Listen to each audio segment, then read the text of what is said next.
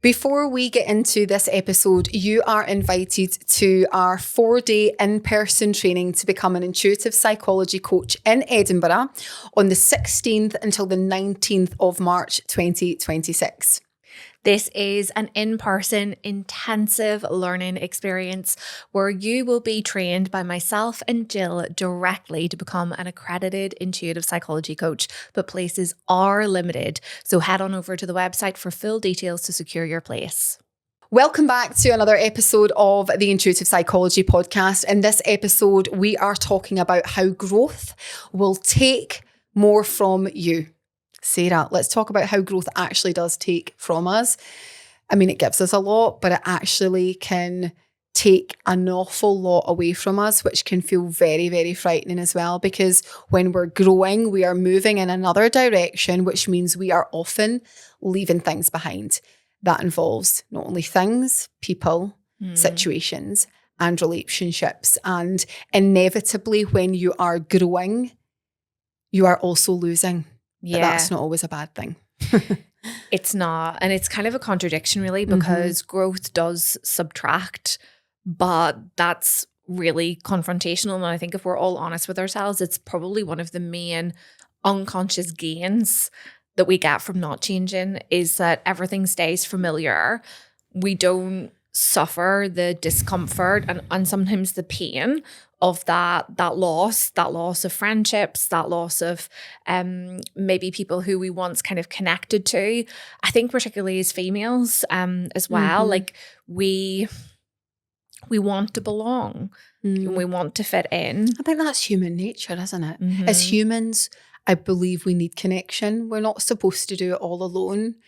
Community and connection is beautiful, but we can and often do outgrow the environment that we're in. And to your point, that's what often stops us, because it's like, who do I think I am? What will people think of me? You've changed.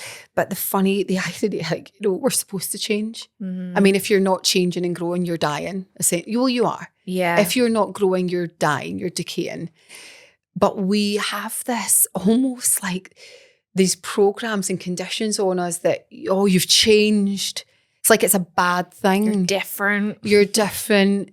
You've changed. And actually, when you start to really value yourself and realize that in true nature, and we are nature, we're supposed to grow and evolve, we start to see that old patterns and old ways and sometimes, not all the time, but certain things, we outgrow it. Which is very confronting. And we've both experienced this in different ways. And I think sometimes us maybe sharing what that's looked like for us can really help. And I think like growth, even now, right? So if I put this year into example now, we're only obviously at the start of the year. But this isn't just one day you wake up and you go, okay, I'm just going to grow now. It's a gradual thing. And the more that you realize this, the more you expect. And I think it's great as women, particularly, that we expect more from people and from relationships. I'm not saying that everybody needs to dance to my tune, not at all. But I have standards for myself that I value. And I feel like if things aren't willing or people aren't willing to, I'm not saying they need to step up to my standards, but to support me in my growth, then I question, is that the right relationships I want to be in? Or are these the people I want to be around? That's quite bold. By the way, any of my friends listening to this, it's not you. Or is it? It's you. I'm talking to you. No, I guess, like, let's just cut through the bullshit. I can't be arsed with gossip. Yeah. I can't be bothered with people saying one thing and doing another. I can't be bothered with like the little subliminal digs or the comments. I have I would say I've got a small circle. I mean, I am an extrovert in some ways, but I'm also an introvert. We spoke about this before. I love social spaces, but I also thrive in quiet times where I'm really, really quiet. But I don't I feel like my circle, and as I've grown over the years and really learned more about myself and knowing myself deeply and trusting myself, my actual real circle is very, very small. And it's purposefully like that, Sarah, because I think that the more tapped into your intuition you are, you can see beyond BS. Mm-hmm. And that's a choice that I made. And I think now on the back of that, I don't expect loads from people, but I expect a minimum standard of loyalty and support. And I think if you're around people that support you, and they might not, and that's not always saying that they need to agree with me. I'm not saying everybody needs to dance to my tune and agree with me. But if you're in my space, and that's not in a wanky way, right? But if you're in my space, I do expect loyalty and support. Truth as well, honest conversations, but no diggy bullshit. Can't be arsed with that. Yeah, I think really like what I kind of hear you say is like the magic is in the contrast that you're presenting. Do you know, like what's the opposite of support? It's the little jags, it's the digs, it's the feeling of like, oh, do you think that's too much? Do you know, like, oh, should you really be doing that? Oh, I think you should be doing that. It's those comments that I think whenever you are in that stage of like expansion and coming back to the memory of who you are and the truth, like that energy needs to be protected, and not everyone is on the same growth journey, and that's not from a place of superiority. No, not I at really all. think that Not at all. And I don't hear you say that, but I think it's important to emphasize growth never means better than. No, it doesn't. But it does mean like that you do just naturally outgrow people, as in the same conversations that probably once resonated no longer do. The same kind of bitchy, judgmental conversations, which we have all been part of, no longer kind of sit with your authenticity and your truth. And like, I think, you know, I'm similar. Like I've got a small group of friends. In fact, I was traveling up here on the plane today, and one thing I love to do on the plane is like just sit on WhatsApp and I can just message people that I haven't messaged in a while, because there's no kind of like messages then coming in, because your thing's on airplane mode, and then when I get off, I have the satisfaction that I've reached out to my friends. And whenever I was messaging them, I was like, actually, my phone book is so small. Like I don't have loads and loads, but they're my lifers. They're the ones that have been with me for like a long time. And the friendships that have dropped away, they've naturally dropped away. And that has been hard and painful.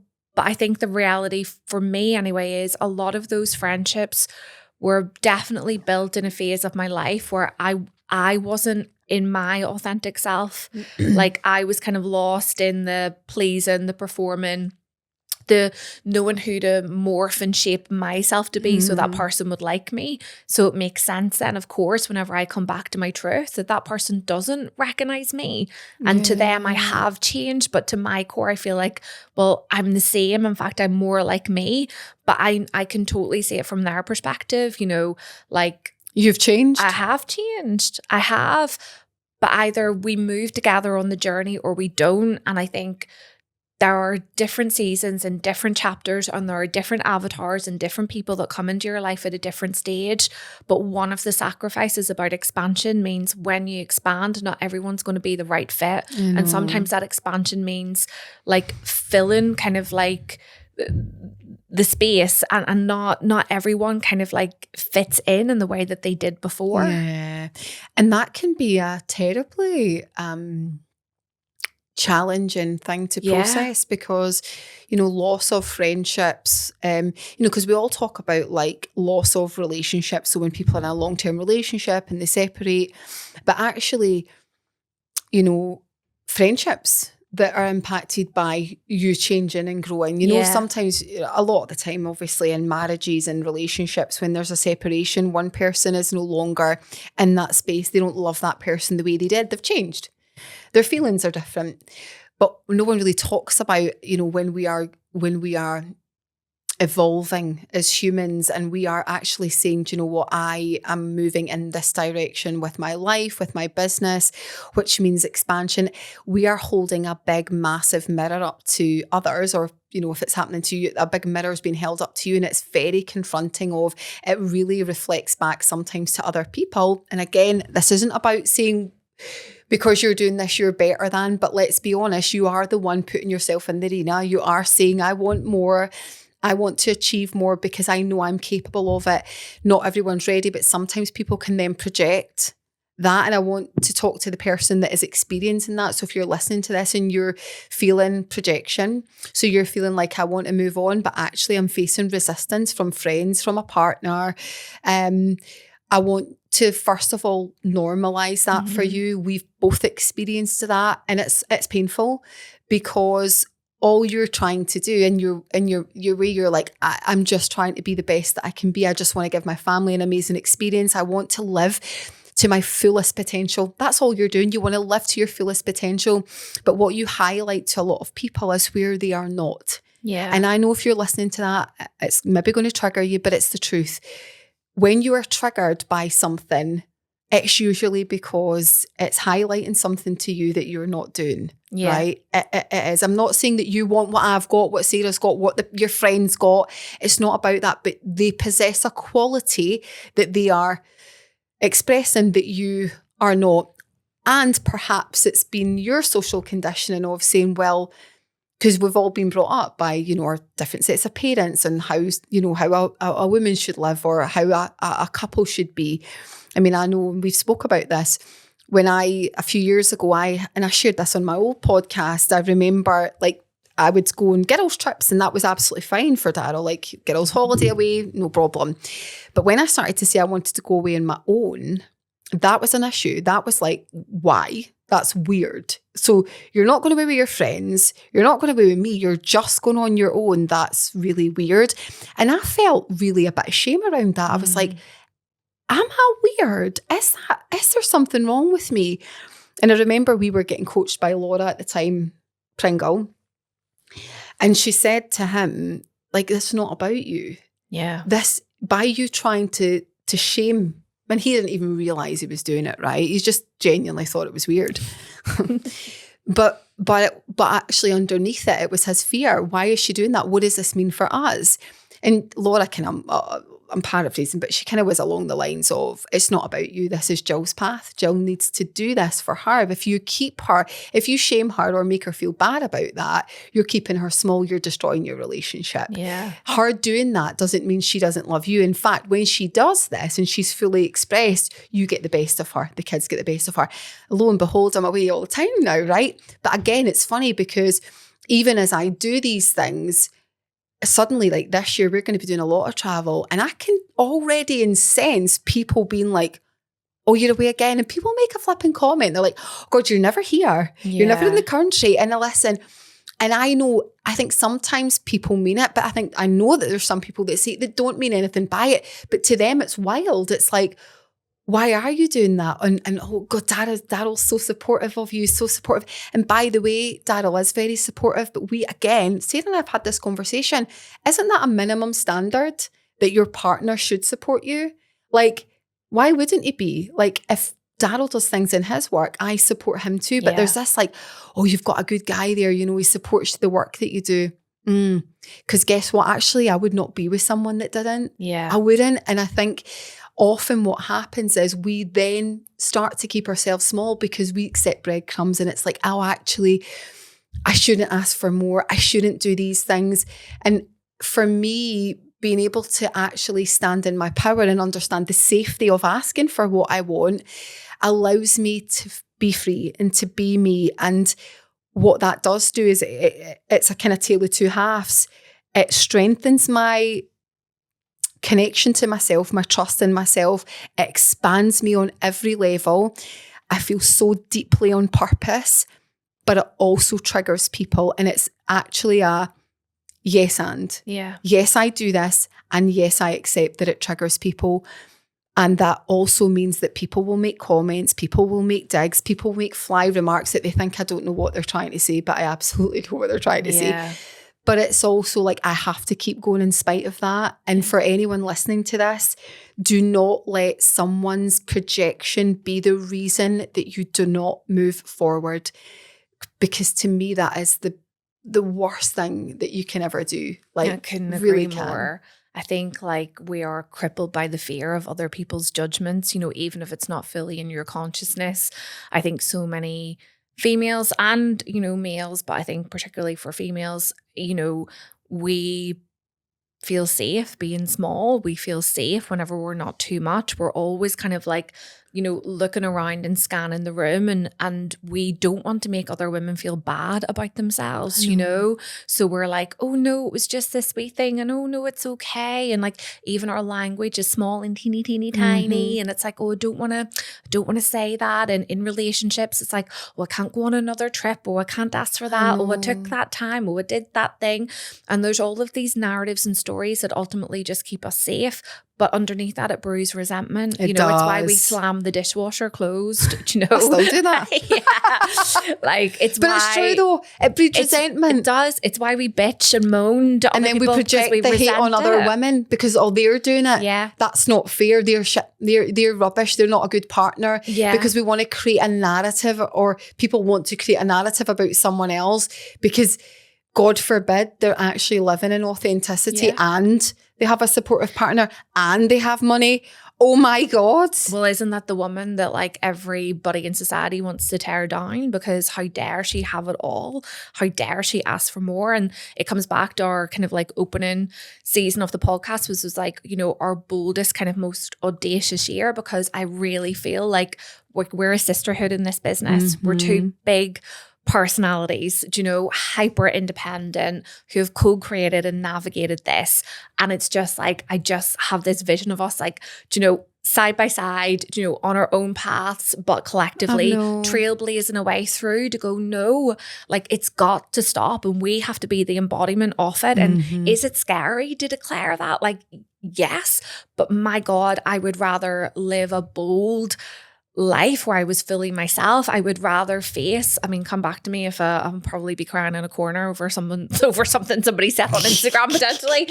But like, I want to put myself out there because I feel like you have to go first. You have to be the embodiment. I want more women to really step into this space and just go, it gets to be better than what we're allowing ourselves to have it, but also what we're allowing each other to have. Like, how do we stop having those conversations where we go, that's a bit too much, and or per partner, she's changed, you know, I think she's getting a bit full of herself. Selfish. And says who? I know.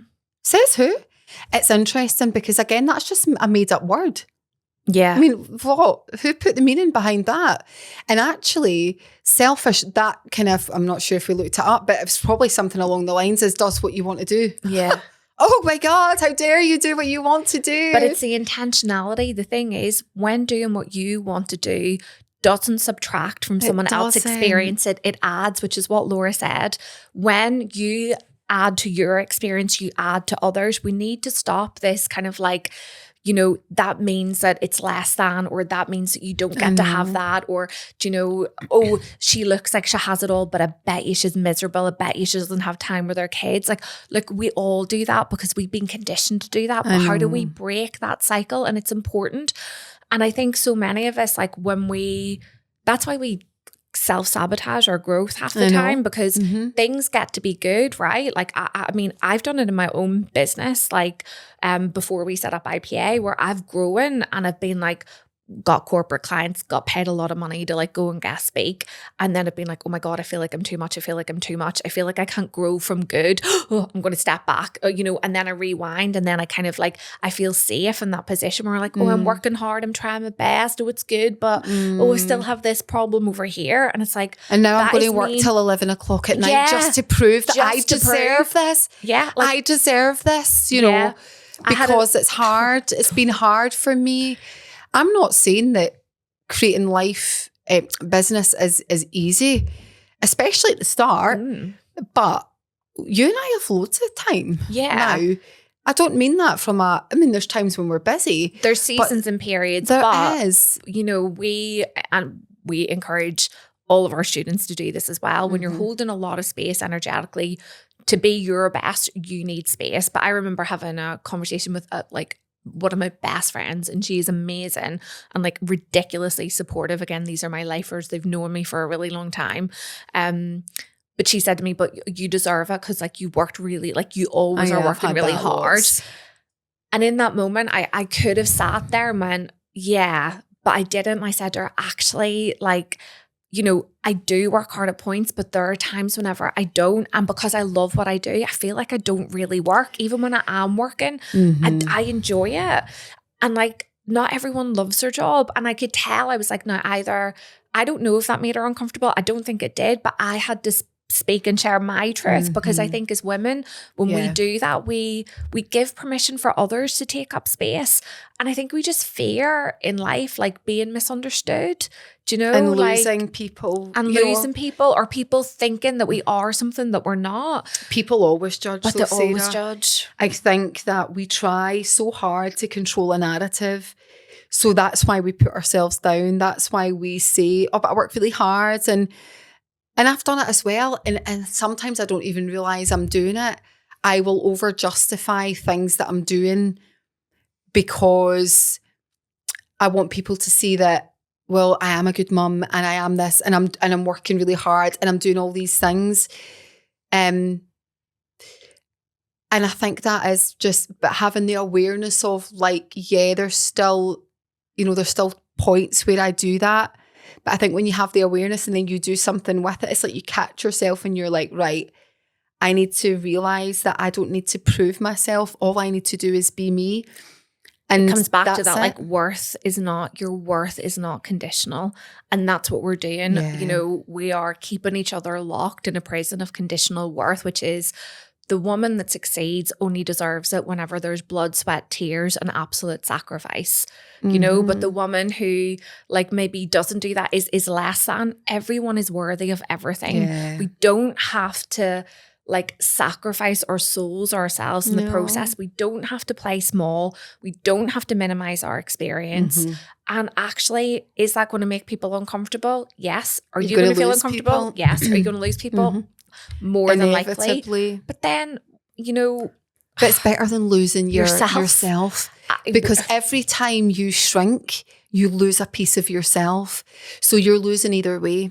You're either losing yourself or you're losing people that aren't supporting you anymore and can't give you what you now maybe need from the relationships. And I think as long as you're being true to yourself, you know you're a good person, you're communicating. I think sometimes we can go like, I'm just going to shut down or whatever. And I think that's not good either. I think if you are really being honest and communicating your needs from a place of love, then the outcome is the outcome, but never, just choose you. Choose you over that every day. I was actually going to talk about my niece because two things actually. And this is something that like last year I probably navigated. So I did quite a bit of travel last year. We did with the business. And it's funny because it's with the business, but it's so enjoyable, right?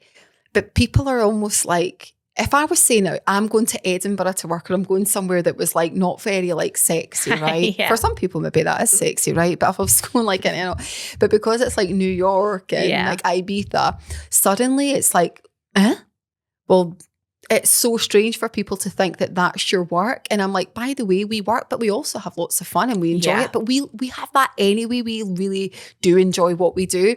But you put a nice island in it, like people are really triggered by that. Oh, you away again. But it's funny because even my kids, I've got two boys, right? So I'm really, and like, you know this, Sarah, but for anyone listening with kids, I think it's so important as mums that we raise our children to see us as trailblazers, as going first, as changing the narrative. And by the way, your kids won't like it at first. Why are you going away? You're going away. And often dad never gets that, right? It's always like when a man does it, it's kind of like, okay, well, dad's away working. As a mum, it's like, well, why are you away again? And so I really worked on this last year with the boys, really showing them that actually this is what mum does with her work. And you know what, your kids, when they're younger, like 11 and 14, my boys are, they won't get it so much at that age. But even as we've come into the turn of this year, they're I even see their attitude towards it changing. And you said this to me the other day, like my son is 14 and he doesn't particularly love school, but he's got a little entrepreneurial mind, right? Massive entrepreneurial mind. He's already got his blinking life. He wants to live in Dubai and he wants to do all this and he's going to get a trade. He wants to be an electrician and all these things. But he now comes to me for the conversations about things. Like Daryl's a business owner too. So his mum and dad are both business owners. He gets to see dad who has this great business. He's like in financial services, more traditional, has a shop front, whereas mum has this online business where she goes and works with people and she helps people. So he's come along to when we've done Fern Cotton's Happy Place, the kids have come along, they've sat in it. He did some of my, remember like the content creation for me and things like that. So they get to see me and they've seen people coming up to me and saying, my God, that was amazing, hugging me and sharing like their experience. So that doesn't always go in. And so sometimes when there's friction, especially when it's, you know, people that you love, they maybe don't get it at the time, but at some point the penny drops and it all clicks. And I know that by me doing and living in truth and living in authenticity, even if it doesn't feel like it now, even if it feels like a challenge, they get it and they will get it and they will be able to look back in that and be like, oh my God, my mum did that. And so it gives them permission to do that. And also if they marry a partner, it allows them to see that they have to be in a relationship where they let their partner thrive and they let their partner be fully expressed. Yeah. And that changes generations. It heals generational trauma. Like my niece, my sister's daughter, she is like the absolute embodiment of the work, right? So she, you know, she's doing her not her nat fives, like her hires. I think they're called that. Hires? Oh, I'm so out of touch with that. I'm so out of touch. Hires, right? So anyway, she's in like 5th year at school, but she wants to be a psychologist. So she's totally into this work, but she's so unapologetic about who she is. She says what she thinks, and it's always with love and respect, but she demands what she wants in her life. And she's like, no, I'm not doing that. And she'll say it in a really nice, respectful way. But it's funny because my sister and I will talk and my sister's like, God, we were never like that. We were just like, right, okay. Yeah. Okay. But she's like, no, I don't want to do that. I know what I want to do. And this is what I'm accepting in my friendships. This is what I'm accepting in relationships. And by the way, it is said with love and respect to the point you can't really even argue your point with her because she's so in her integrity. And I feel like we've spoke about this, my sister and I, she is doing everything. It's almost like you heal your stuff and it spills out into the kids. And even like the nieces and the nephews, they see it, they witness it, and never underestimate the bravery of you stepping into your truth, even if it means loss of identity, loss of people. The gain is far more than the loss because really you heal for not only you, the generations in past, but the ones that are coming up and that will continue to come up. Because if you even impact their life in the way by leaning into your most audacious, authentic, truthful self and really going for your truth and your goals, imagine what they then do and then how that spills into their generations and the people that will come after you, right? That's the work. Couldn't agree more. And I think it's like, you know, when I hear you say like, what like I accept or like what I need someone to be, I think it's an important kind of distinction. It's like a small thing, but it's not that you need that person to change. It's just, are they in alignment? Can they hold your authenticity or can they not? And I think that's an important distinction. And people grow with you or they don't. And it's okay. But even in like the generational change, but even in the present, like I know whenever we've had conversations or I've had conversations with other women who can hold your expansion and actually encourage you to do more and go, well, you could maybe do better than that. Why don't you go for a bit more? Why don't you stay a bit longer? Do you know, like, oh, you're heading out there, take an extra 5 days, take the time off. That's someone who can hold your expansion. And I think that's and not what make you're you looking feel for. bad. Yes. And I said this to you the other day, I'm really done with people who feel the need to put others down so that they feel better about their lives. Like, that's the energy that I'm not bringing into 2026. Like, and we all have those people in our lives. God, at times we've probably been those people where, like, you know, you go, oh, but look at them, they're not doing this, and I'm kind of better than. And it raises, like, the ego just thrives off that. Whereas when you come from a place of like, I'm me, you're you, you know, we're all unique individuals and we can hold that expansion. It changes more than you. It changes societal norms. It changes value systems. It changes like family dynamics. Like, everything changes because you are that change. So growth does mean loss. It does mean that you're going to subtract from your experience and that things are going to have to go away. But we've got to trust that, like, with love, that person's on their path and you're on yours. And like, if you meet again in the middle, great. But if not, then you got what you needed from that person at that moment in time. Not everyone is a constant in our lives. And you cannot shrink to so that they feel more comfortable. Otherwise, you're just repeating the same cycle that you did at the first part of your life, which you can't avoid because you're a child and you don't have agency or the coping mechanism. So when we're children, we do have to formulate the pleasing, the protecting. We have to wear a mask. We've got to outsource parts of ourselves in order to survive the world. Then when we're an adult, the choice comes, do you want to do the same thing that you did when you were younger and you didn't have agency, responsibility, you know, control over your life? Are you going to make that same choice and repeat the same cycle where you go, okay, well, when I go and see, I don't know, Deborah, I've just made that up. don't have any Deborah? Deborah. You know, see Deborah. Deborah's listening to this. Deborah's what? Me? Like, oh, I've got to be this person. Do you know, I've got to make sure I don't say this and I do say that, and I'll not tell her about that experience because that'll make her feel bad about herself. Or I've got to do this. It's just owning all parts. Oh, I've done that though. I've not told people things because I think they're not going to like me for that. Yeah. But I think it's owning all parts. Otherwise, we just slowly get back into the same cycle that was in phase 1 of our lives, where we lose our authenticity. And then there comes a point when you find it, right? That memory of the truth that we've talked about, coming back to your true authenticity, who you know yourself to be, the fullest expression of yourself. It's either, now that I've got this little seed of me back, do I then just start to twist and distort it again and just bring myself back into the same place that I was before, just in a different way? I know. And so something to really think about as we're wrapping up this episode is, how can you really put yourself in spaces with people that are like-minded? I think that's helpful, because I think when you're trying to do it alone, it comes back to connection and community. It is really important. You can't grow where there's a lot of decay. Yeah. Right. And I don't mean that in a nasty way, but it's true. Like, if someone isn't on that path, that's okay. They can still listen. We're not saying every friend needs to be like, oh, go get her. No, not at all. Like, not at all. That is not about this. But what does help is if you are around environments and people, and, you know, perhaps that's a community, it's a group, it's a mastermind, it's a networking group of people that get it. They just normalize They get it, and it's normalized. So your baseline for success and is happiness, fulfillment. Happiness, fulfillment. Yeah. It's achieving those goals. It's supporting one each other. There's a phrase, and I actually saw someone use it on Instagram today, but I think I've shared it a few times. You will never be criticized by someone doing more than you. I think that kind of says it all. You'll never be criticised by someone doing more than you.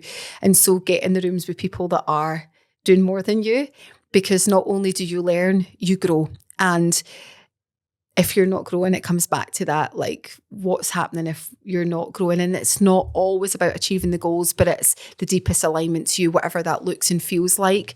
But do it. But get yourself in spaces with people that are encouraging it, rather than trying to maybe belittle it. Yeah, absolutely. Right. Another important conversation. And I think one for you guys to not only digest, but really get honest with yourself. Again, it comes back to the point, we're all about taking action in IPA. listening's one thing, but what you're going to do about it. How can you reach out to someone today even and just show your support? Mm-hmm. Like show your support. Maybe it's like commenting on a post on Instagram or reaching out to a friend and just giving them a compliment. You know, all of these little things. Like how do you so be the good. encourager? It's so good. How do we normalize that there's enough for everyone by showing that and sharing that? Yeah, amazing. Thanks a lot.